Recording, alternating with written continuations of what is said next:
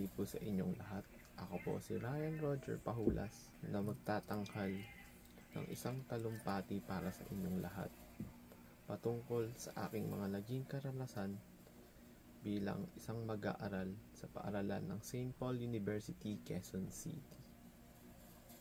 Noong unang pagpasok ko dito sa paaralang St. Paul University, Quezon City bilang isang mag-aaral, ako ay nagkaroon ng isang mahaba-habang pagsasaayos o adjustment dahil sa mga panibagong bagay na aking natuklasan at nadiskubre tulad ng kultura at tradisyon at pati na rin ang mga panibagong mga kasamahan sa loob ng paaralan.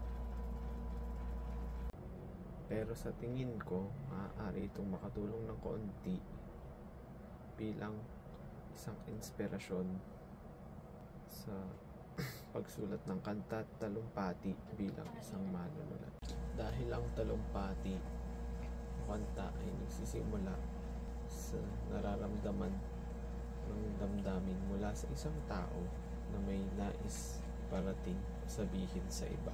At sa pamamagitan ng aking talento at kakayahan na gumawa ng musika, pagsulat ng kanta at talumpati na halos may pagkakaparehas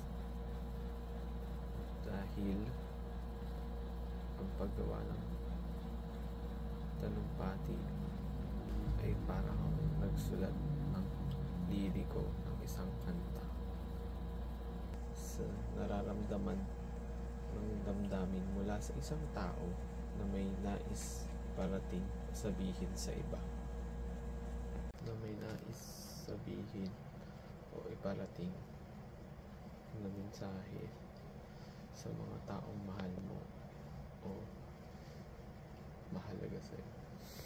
At ang mga aral na natutunan ko sa paaralang ito ay pwede kong gamitin para maging daan at